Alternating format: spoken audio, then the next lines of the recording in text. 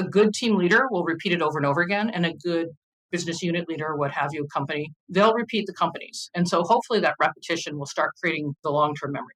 And what's really wonderful about this is as you start running experiments to move those numbers, you start learning and it gets tied to those OKRs. And so when you move to the next quarter, this quarter, pretend you're really working hard on retention. Well, when you move next quarter to conversion, you haven't forgotten that. Like it's still in your head. And so you're actually building super employees because you're reducing the amount of information they're getting. You are increasing their retention of this information. And the entire organization is hopefully learning. Creating great products isn't just about product managers and their day-to-day interactions with developers. It's about how an organization supports products as a whole, the systems, the processes, and cultures in place that help companies deliver value to their customers. With the help of some boundary-pushing guests and inspiration from your most pressing product questions, we'll dive into this system from every angle and help you think like a great product leader. This is the Product Thinking Podcast. Here's your host, Melissa Perri. Hello, and welcome to another episode of the Product Thinking Podcast. Today, we are talking all about OKRs, radical focus, and strategy with Christina Wodtke. Welcome, Christina. Hi, Ms. Melissa. Thank you so much for having me here. I'm excited to have you. So this is definitely a hot topic, and I can't wait to dive into it.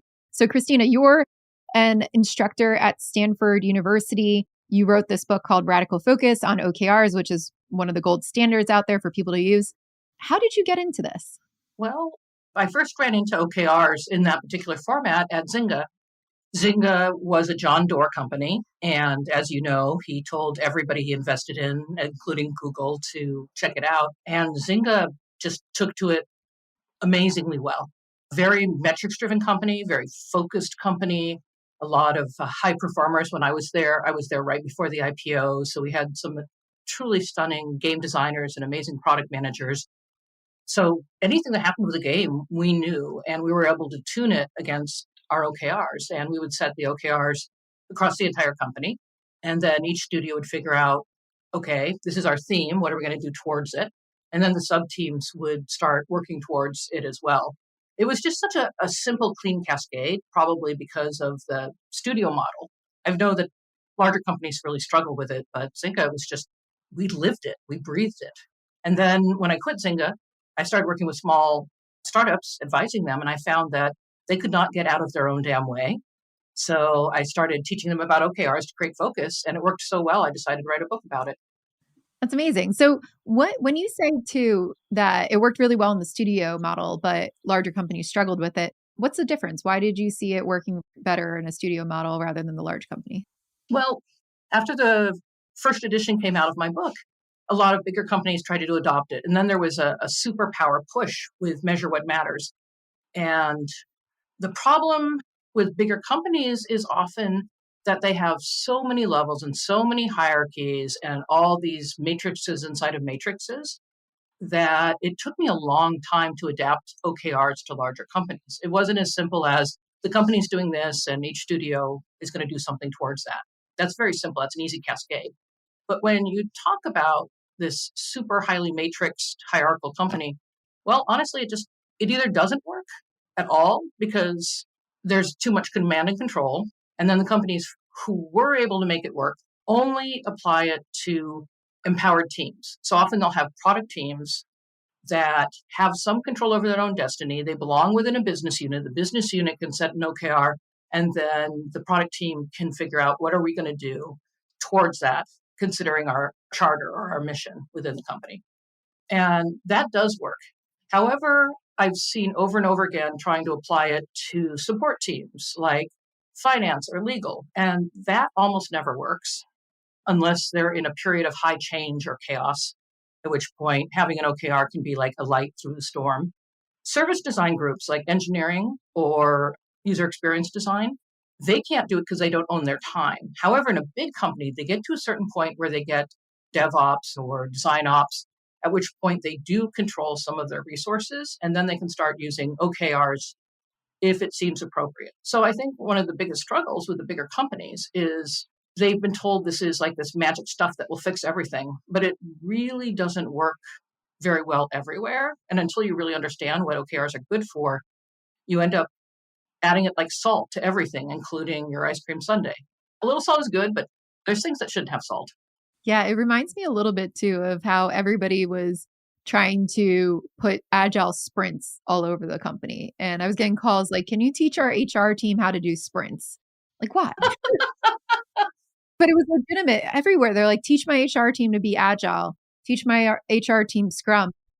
And they'll be like, oh, our support team over there does like stand up every morning. So they're doing Scrum too. And it is interesting because it's like, that's not the context for, Scrum, but it sounds like, these large companies are doing the same thing with OKRs, and that isn't the context for OKRs either. So when you're saying too, like OKRs are good for certain things, what are they good for? And in which context do they work really well?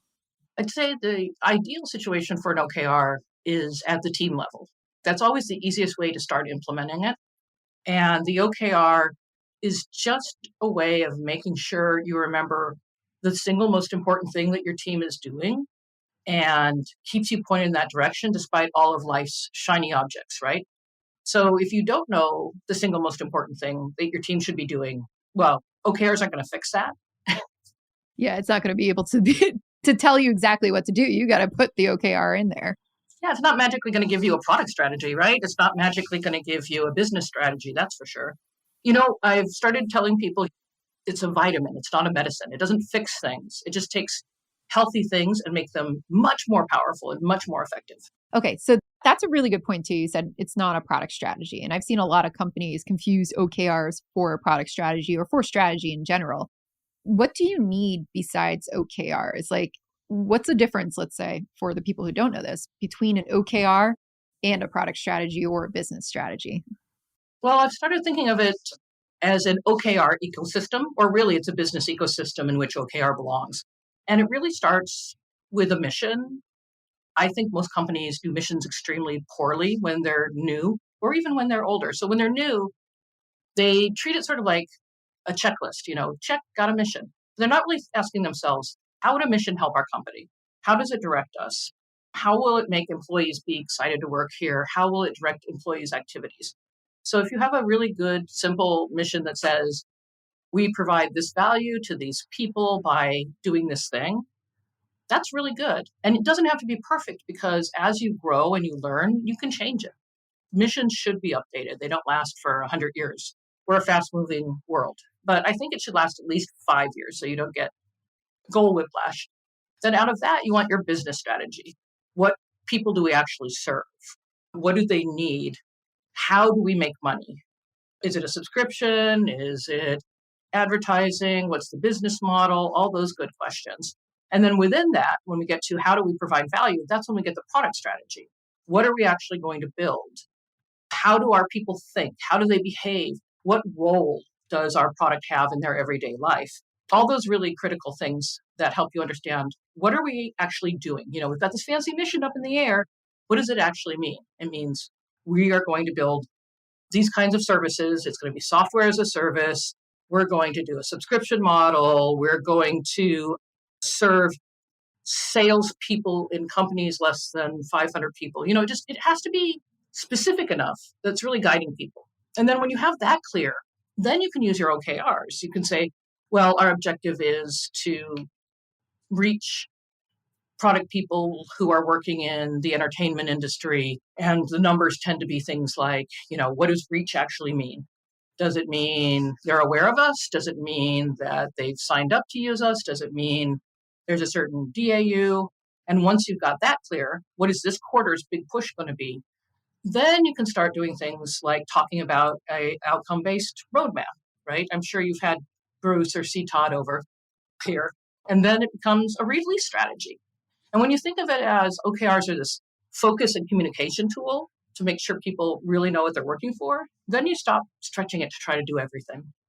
Yeah, I like the way that you're phrasing that. When you're thinking about product strategies too and business strategies, we mentioned the mission as well.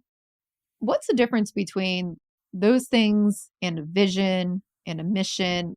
I feel like everybody gets hung up on these little terminologies and think like strategy is the OKR part, but the vision is, part of your, like, how do you think about your stack of all these different things? I feel like people often get sucked into those ideas that if there are two different words, they have to be completely different. But often they're very close to the same thing. I mean, what's the difference between sad and melancholy? Well, they're very slightly different, but they're not completely different. So when we talk about a mission or a vision, maybe you have both and they overlap, or maybe you're just using different words. I believe Salesforce has V2 MOM, which is vision and value and mission and metrics. I can't remember the acronym exactly because I don't work there, but it kind of doesn't matter.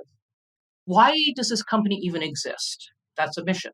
Maybe it's a vision because this company exists to make this amazing thing happen, or maybe it's a mission because we exist to fulfill this. There's subtle differences, and they're probably only held by the company itself. The word vision is going to be used differently in multiple companies. The word mission, it's a little more standardized, but some will have more stuff in it, some will have less. When I was studying missions fairly recently, I saw everything from Phil's Better People's Day, which is a really wide mission, right, for a coffee company. And then I saw Amazon's, which is a couple paragraphs long and is not memorable at all, but people understand it. So you have to think, what do I want my employees to actually know so they know why they're here and why is it worth working here and what should we be paying attention to? It's really that simple. I think that's a really good point. I've worked with a lot of executives recently or last couple of years who don't have a strong vision for their companies, right? It's more like be the best. Cool. What does that mean? Right? Or like we're going to be a great CRM. So when you're thinking of what's required in there, you mentioned a few things about we need to be able to point people in the right direction. But if you were an executive and you're sitting down and trying to do this exercise for the first time, you're like, I want to build a strategy. I want to build OKRs for my company. I need a vision. Like, what would you advise them to do first? Like, what should they wrap their heads around first? What should they be researching? What should they be pulling together? I find it wonderful that you're asking me this right now because I've been working with this exact struggle with a couple of execs that I occasionally coach. And it is really hard because they'll say, I want to be a top 10 entertainment company. And I'm like, but you guys make toys. Can we get a little more specific? You're not going to make a movie tomorrow, right? That's just out of your control. So if you don't have a company, it's a different situation. But if you already have a company, you should just step back, put aside some reflection period, which, by the way, this is about to be the new year. This is such the perfect time to stop and reflect. So what does your company do? Which of these things do not belong, as Sesame Street used to say? Like the first time I heard Google saying, we're doing self-driving cars, I was like, you must know something I don't know, right?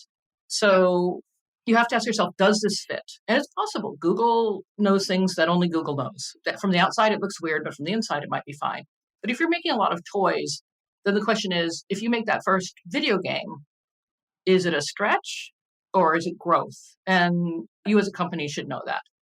But if you're starting to make TikTok videos, you can say, are we just doing it to be fun and hip? Or are we actually promoting our toys? So these are all the kinds of questions. You have to get right with yourself.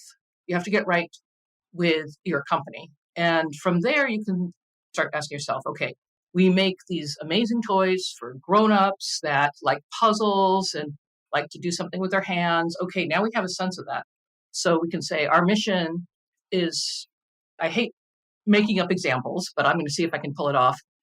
Our mission is to give smart, playful people something to do with their hands that brings them joy in life's crafts. I don't know. That was very long, but you can know wordsmith it, right?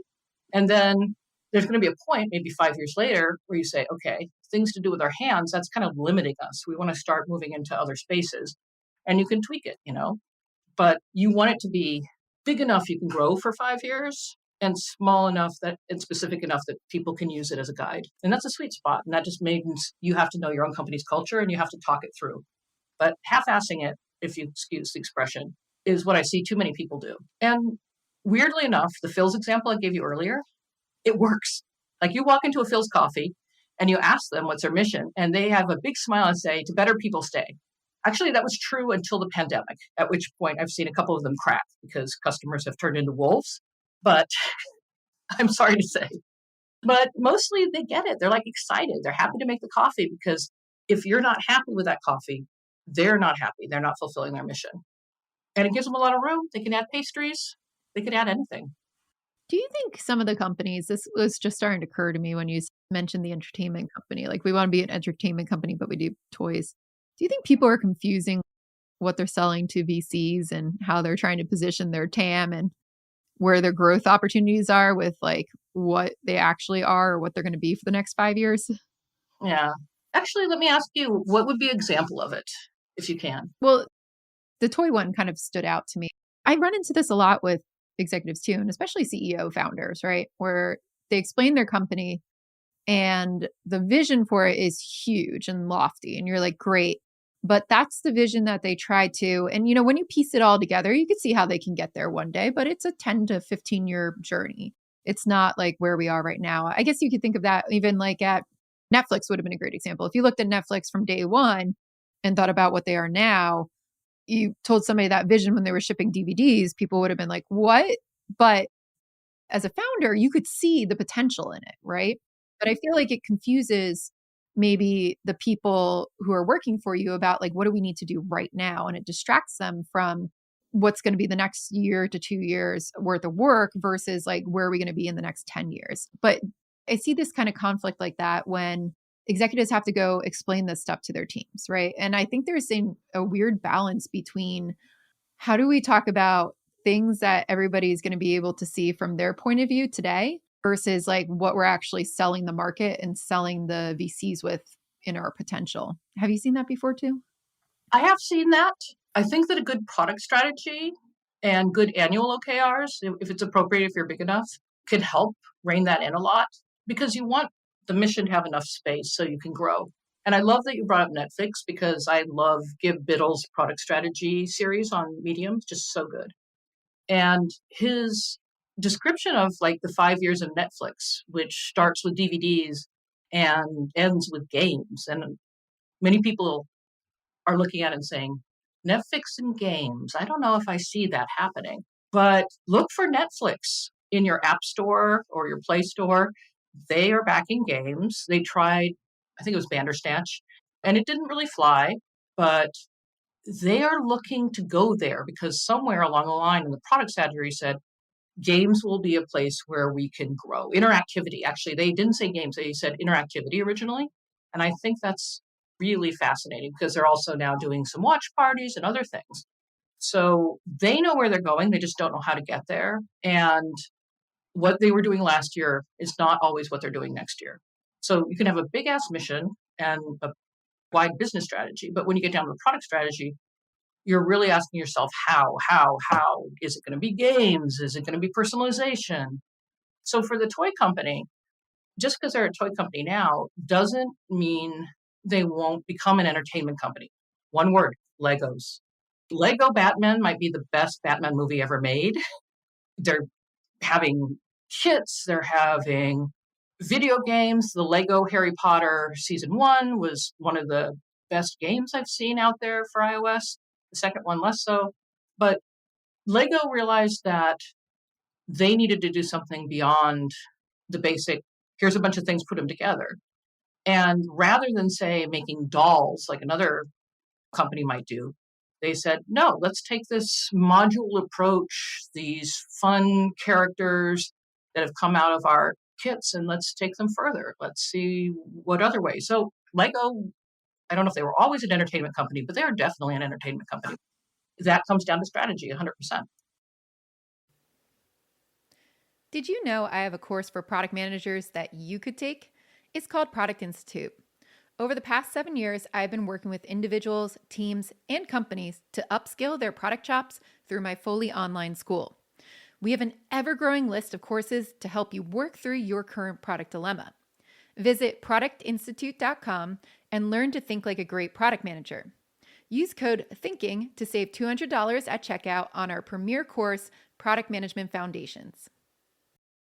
I think when I'm talking about this too with like the CEOs, I'm not saying it's bad that they can see that. Like it's great that Netflix can see they're going into games. It's great that a CEO or somebody can see that part of the future and know where it's going. When you've got all these tools at your disposal as an executive, you've got your product strategy, you've got your mission, your vision, your OKRs, like all these things that you Your want values. your values, right? There's so much of this. And you talked a lot about the product strategy being the how. How do you rein in people to provide focus to their teams? Like, how can they use OKRs to make sure people are working on the most important things right now so that somebody's not off building the thing that you need for games, but like you don't need that now, you need that in 10 years because we don't have the capabilities to even use that, which is something I've run into before, right? Where tech sometimes gets ahead of product or something like that, right? Where it's like, oh, wow, we just built this amazing algorithm that's going to be so great. And you're like, cool, we have none of the data that it needs to process any of this because we didn't do parts 1, 2, and 3 first in order to get what we need in order to then move into this beautiful vision and this great stuff. So we need to do that first. And we just kind of went out of order. So how do you keep people from doing that? Or what's your advice for executives to make sure that we're focusing on what needs to get done now and growing into these things? Well, honestly, if you're using OKRs correctly, that's exactly their job. You may have this big vision and you may have this big business strategy, business model, everything. But the OKRs say, this quarter, this is the single most important thing to be working on. And we want you to be sure not to forget about it. And everybody's always doing lots of things, right? If you're a manager, you've got to stay on top of your people and you need to hire well. And then you're, of course, doing a lot of maintenance and support, blah, blah, blah. And it's just, if you take that strategy and say, this quarter, this team, don't forget this thing, and let's go ahead and measure it every single week, and say, are we getting closer or farther? Is it working? Is it not working?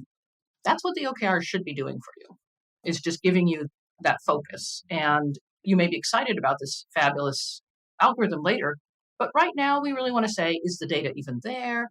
What's it doing? How are we going to collect it? What makes sense? I mean, a lot of times people get excited by the fun part, and you have to remind them there's like another part that you have to be paying attention to now. That's a really good point. Everybody wants to do the shiny fun thing right now, and you can't always do that immediately. So you mentioned OKRs too are great for the team level. I've seen a lot of companies ladder them up. One company told me the way that their OKRs worked, and I'm not saying any of this is good. I want to get your reactions to this because I can see your face right now. You're like, oh boy, what's coming? But I had one company say, oh, all of our key results become the next team's objectives further down. I hate that one. I hate that one.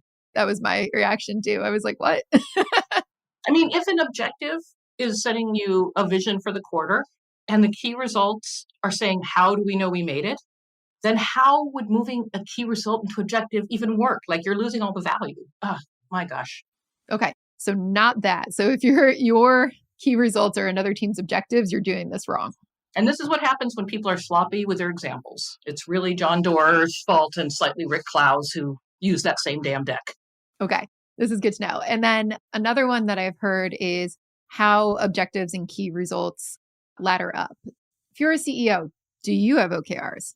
Does a VP of product have an OKR? Is it like a per person thing? Is it a per team thing? I've got my friend in the other room who works at Google right now trying to write her OKRs out for her performance reviews.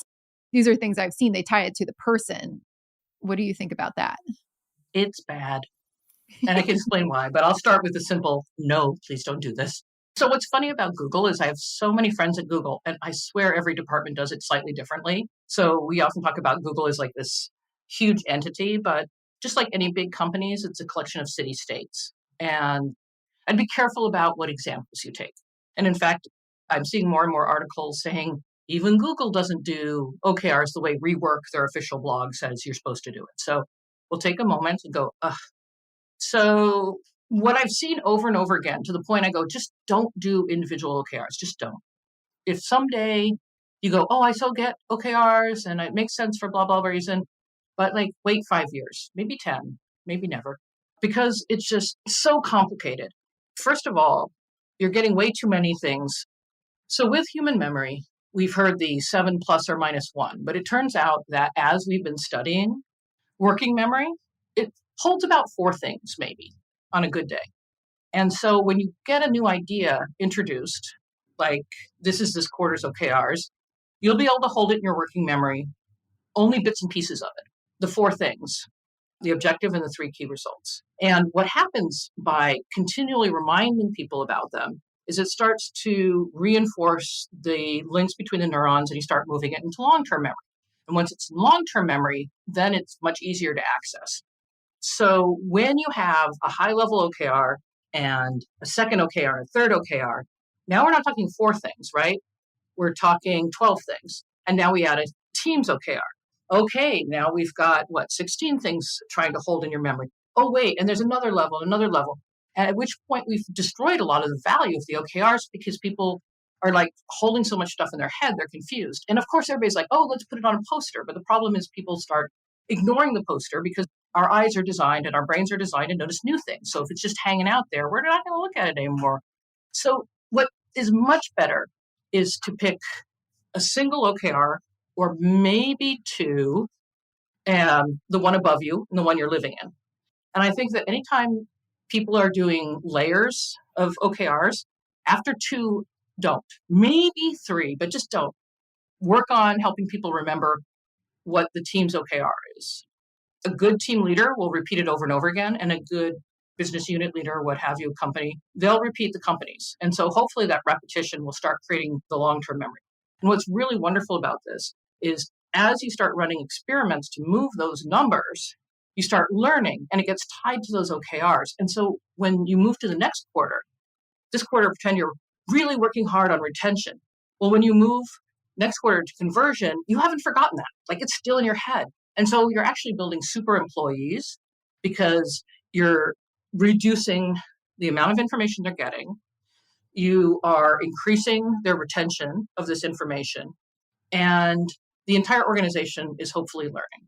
So if you are in a company that has multiple layers, I recommend this more complex system, which is the company sets their OKRs and then everybody says, what can I do towards it? And you have it reviewed by two peers who understand what you actually do. And that's it. None of this check up and down the ladder.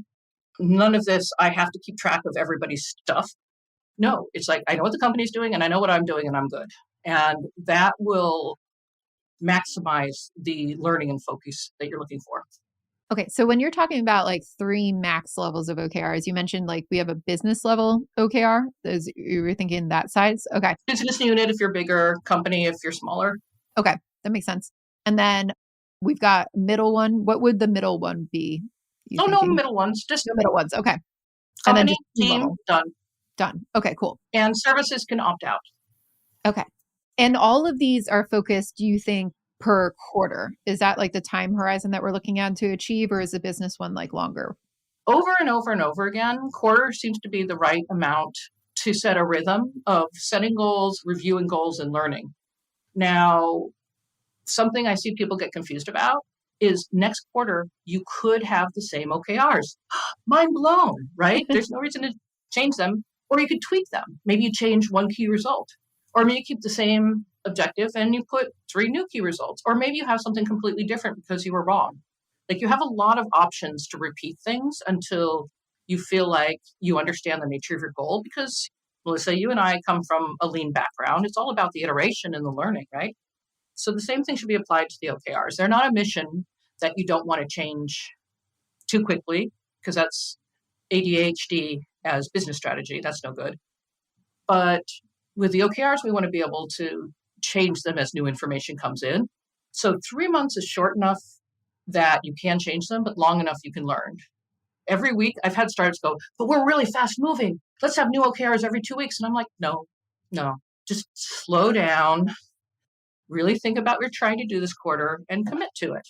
And if you're actually completely off your rocker, you can change it within the first 2 weeks. But if you're not, then suck it up and figure out how to make it work. When you're looking at, if your OKRs are the same quarter to quarter, let's say you have the same one, this quarter, you get the same one next quarter. How do you start to tell like whatever we're doing is not working? What are the signals you're looking for to make sure that you're still on the right track? Well, if I could ask you that question, I mean, that's like, when do we stop? It's got to be the hardest question in the world. Yeah. I run into this with startups. In fact, I think that startups are particularly particularly useful for startups because they will go ahead and say, we have a formal stopping point to see if this is working or not. Otherwise, startups can become like long in the tooth, as we say here in the Valley. They're working, and barely getting any traction. And there's a point where you're like, it's never going to be the unicorn you hoped it was going to be. You've taken a lot of VC. You're never going to really pay it back. It's time to walk away. So OKRs are there. Let's stop every quarter and really look at what we're doing and ask ourselves, is this a direction we want to keep going in? Maybe you pivot, maybe you throw it out. It's fine. With bigger companies, I think that is also useful. Like you have this new initiative. Sorry, I keep thinking about Google. How many times are they going to build chat and throw it out? And then have a new chat, but it's actually the same chat, but you're kind of moving from one chat to, I'm like, why? Why don't you just build your chat, know exactly what you're hoping for from your chat, your key results, and then just keep tweaking it until the results are making sense. So there's got to be a sweet spot between pick and stick and do-overs. And pivots are usually the right ones, but companies really struggle with this. I think it's one of the hardest questions that a company's going to ask itself, or a team's going to ask itself. Do we keep going? Do we make a small change, or do we throw it out? Yeah, it's a hard question. And I see for startups, you usually end up answering that question because you just don't have unlimited amounts of money to go after. But for bigger companies, they could spin their wheels forever with how much money it would take for them to go broke. Not that any of the investors would be happy, but they got a while to ride out their stock prices to zero or before somebody comes and buys it all up. So those are the ones that I see struggle the most with, like actually calling it. Whereas startups and growth stage companies, if we don't start changing something within a year, we're going to have to lay people off or make a drastic change because we just don't have unlimited amounts of capital. Yeah, the VC will eventually go, really? And with big companies, as you say, actually, they can never get shut down. There can be a strange little group that's working on something that isn't providing real value and going forever. And I think that's on the company. The company should be able to create some sort of review system, as many companies I know do product councils. I don't know if you've seen that as often. And that's really useful. Yeah, I think too, like using Google as an example. And no, I don't work for Google.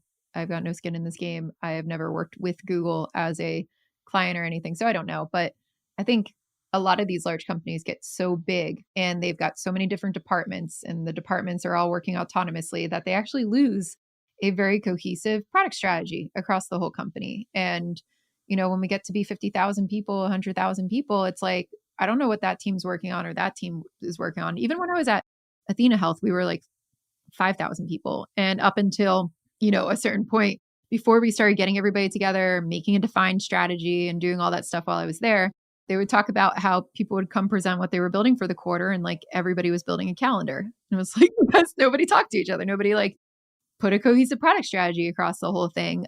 But then when you start doing that, that's where you start to focus. That's where you start to divvy up the teams. But I see bigger and bigger companies like leave that out. I don't know what you've seen with those too. I had the same thought with things like Google, where how many people were trying to build a social network or how many people were building whatever.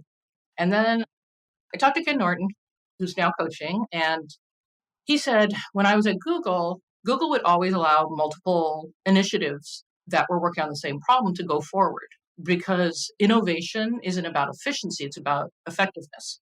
So what you really want to do is see who gets there first. And then after somebody's arrived, then you can kill the other ones and put attention and focus on the one that's succeeding. And then it's about efficiency. And over again, I keep seeing companies mix up those two ideas. Is it going to be effective or efficient? You can't always have both. Sometimes you can, but mostly not.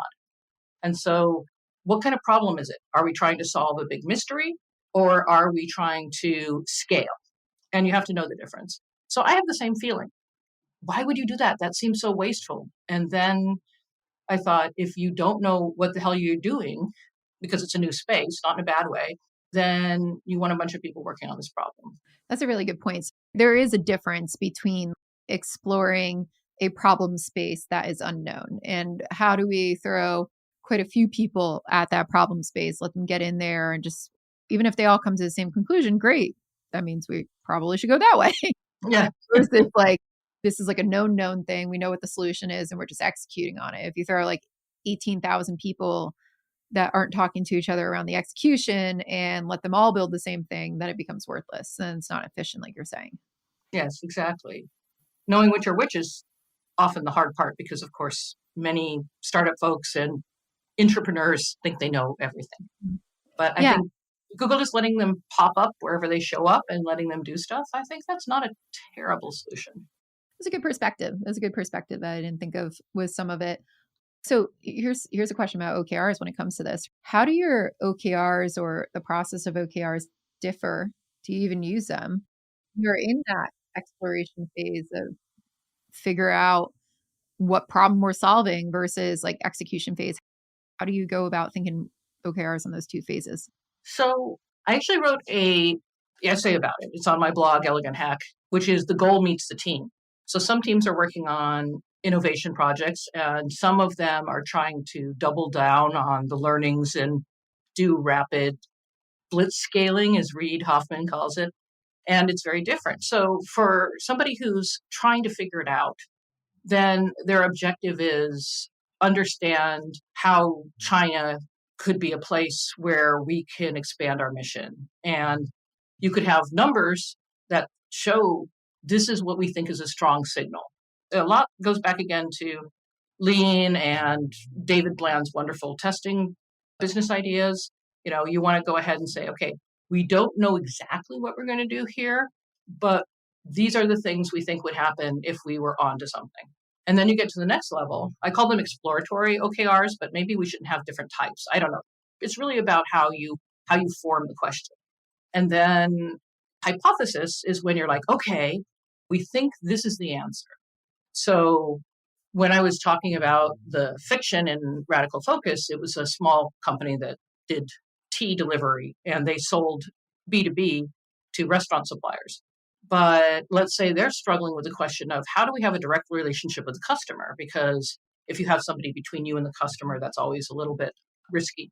So they don't know how to have a direct relationship, but they come up with some good key results.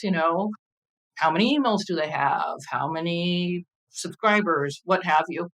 And so they say, okay, how are we going to get those folks? And that's when you could try a pop-up tea shop or direct mail subscriptions or whatnot. And then if one looks like it's taking off, then you move into the hypothesis, which is we think pop-up are going to work, right? Pop-up tea shops, it's looking good. At which point you say pop-up tea shops will convert 20% of our current volume into direct relationships, something like that. Then you can spend a quarter seeing if that's true. Because sometimes things look good at the beginning and then they kind of fall apart. And so you spend that time, but then you realize these pop-up shops are not necessarily sustainable. However, they are good at making direct relationships. So then maybe you move to let's have stores. Let's start being more like Starbucks or more like David's. And that's an interesting question. So we have this hypothesis that these stores, all they need to do is sell tea because David's has a better revenue per square foot, right? And so we're going to have these tea shops where we sell our fabulous teas. People walk in, they get the tea, they get a sample, they leave, and so on. So you're constantly like trying to tighten in on what is working and how does it move forward. And so the OKRs become steadily more specific. And then when you nail something, then you can start looking at OKRs that are about scale. And I think that clears it up nicely. So it's like we've got some objectives and key results that are just very much about exploratory results. Like, let's see if this is going to work. And that's totally fine. And then when we get into, yes, we proved it, and now we need some outcomes associated with it, they get a little more concrete, they get a little more metric focused where we can actually go back and measure the results of all of these things. Absolutely. And the funny thing is there's another one that people struggle with a lot, which is what if we can't do it in a quarter? And I say, well, you have milestones of things you want to do. Why not have milestone outcomes, right? So let's say you're building something that takes 6 months. You're moving into another country. Well, the first step might be we want to make sure there's demand before we just jump into this other country. So maybe your OKR is about determining demand. And then maybe the next OKR is about determining optimal location, whatnot. So when you're talking about demand, you'd say people in Belize, well, I don't know. I'm running out of examples, but I feel like that's the kind of examples that You see all the time in the lean startup books, like, how do we measure demand? Well, we measure demand by putting ourselves out there with landing pages or pop-up stores or surveys, which suck, but for really lightweight can help. We're going to determine what demand is, and then we keep moving. So each quarter is a go, no go, and eventually it becomes later go, no go, and how. What is it going to take to make this happen? And what I love about this is it lets us de-risk on a regular basis continually, as opposed to just going, we're going to build this thing, let's go. And then it's out in the world and fails. So the milestone OKRs, the outcome-based milestones, they just work beautifully. Yeah, I really like that. That's a good tip for looking at that too. And I do hear, what if you can't do it in a quarter? What if it's going to take like longer? You're like, oh, I guess it'll take longer. Like, let's just try to break it down. But that's No, like even a usability test. You're building something. Maybe your OKR is people love it and can use it and check out within 2 minutes or whatnot. That's a good one. I also find it really hard to come up with all of these suggestions or examples on the fly. So I'm glad I'm not the only one. And people are always like, can you give me an example of this crazy thing? And I like can't come up with it. So I appreciate you trying to, though, for a lot of this stuff. And you've done a really good job at it too. Well, the tricky part is you want the examples to not mislead people. And the easy thing sometimes can be misleading, as we learned from John Doerr. I mean, I get that coming up with examples is hella hard, right? And so when I did the second edition, the number one thing is I put in so many more examples because things aren't quite real until you can see an example. Yeah. Okay. So what I'm taking away about OKRs from you, which I think are really great, is one, it's not a per person thing. It should be for the team, maximum 2 levels, right? Like we've got business OKRs and we've got team OKRs. 1 OKR per quarter. Even if you settle and get 2, then at least you don't have 5 or 12. But just remember, each one you add is destroying people's ability to focus on strategic matters. That's a good one. And then also OKRs are not strategy. So you can't just think implementing OKRs is the end game. You got to get your kids off to your magical resort place and spend some time with your leadership team and say, what are we actually doing? How are we going to get there? And then when you have an answer, you can make your OKRs. Okay. I think that's really good advice for people. So thank you so much, Christina, for being with us on the podcast today. If people want to go learn more about OKRs and about your work, where can they find you? My forever blog will always be eleganthack.com. So I'd say that's always your best bet. Okay. And then make sure that you buy Christina's book too if you want to explore OKRs more. It's called Radical Focus. And I believe is there anywhere specific you'd like them to buy it from? No, just make sure you're getting the second edition because there's so much I learned in the 5 years between the first and second edition, and it'll probably be much more helpful. I mean, Amazon is where most people go. I'm sure that's fine, but it's everywhere. It's in Barnes & Noble. In fact, I just got a report, and this is the first quarter, I think, that Kobo outsold Apple. So go buy it for your Kobo since everyone else is. Amazing.